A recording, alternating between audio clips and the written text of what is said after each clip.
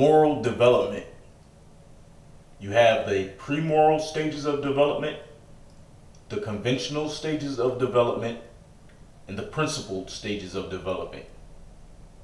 Here's some things to keep in mind. In stage development, subjects cannot comprehend moral reasoning at a stage more than one stage beyond their own. It is quite possible for a human being to be physically mature but not morally mature.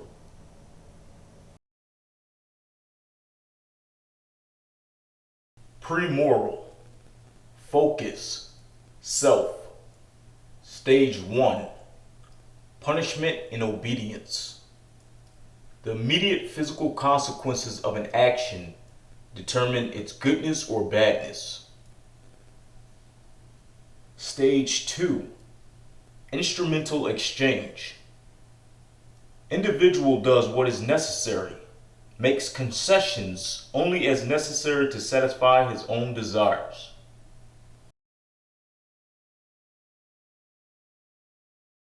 Conventional, focus, significant others.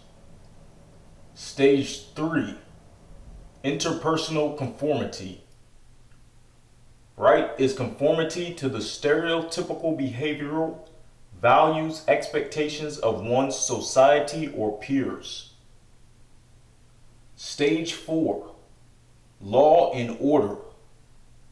Right behavior consists of maintaining the social order for its own sake.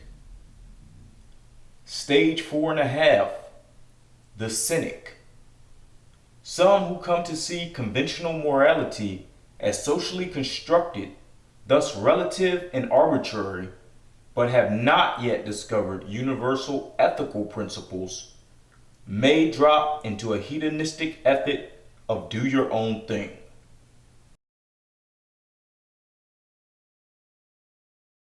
Principled, focus, dignity for all life.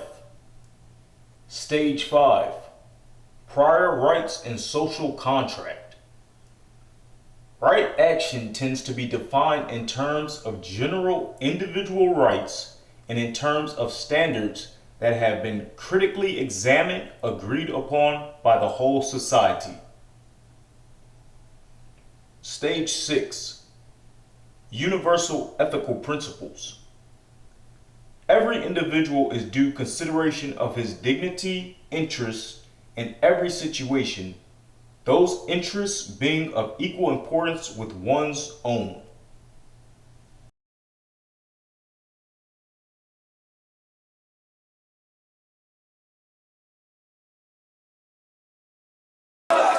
IT is used to instill motivation and instill discipline in the recruits, as well as correcting minor disciplinary infractions as they may happen. I firmly believe in IT. IT gives a tool to the drone setters so they're able to instill good order and discipline at all times. If IT wasn't around, we wouldn't have the discipline that we take so much pride in here in the Marine Corps, because there wouldn't be an effect to the actions that the recruits do here.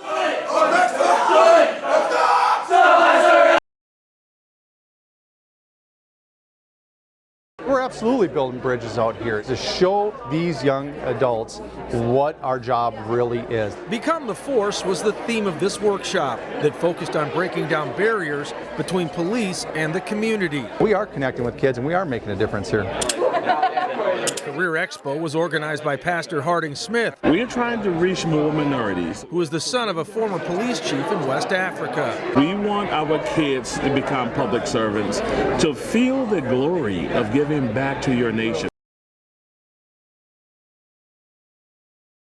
What does it mean to understand natural law? Understanding natural law means truly possessing conscience. Not thinking that you possess conscience, actually possessing conscience. Now, people often don't know what I mean by conscience. Conscience is knowledge. Conscience isn't behavior. The exercise of conscience is behavior. Conscience itself is knowledge. We'll talk about the etymological definition of conscience later on in the lecture. Conscience is the definitive knowledge of the objective difference not subjective, not based in perception. The objective difference between morally right behavior and morally wrong behavior. That's what it means to have conscience. And that's what it truly means to understand natural law. What does it mean to act in accordance with natural law, to align our behavior with it? Acting in accordance with natural law means exercising conscience, or willfully choosing morally right behavior over morally wrong behavior once we've taken in the knowledge of conscience, once that difference is clearly understood. That's what it means to act in accordance with natural law.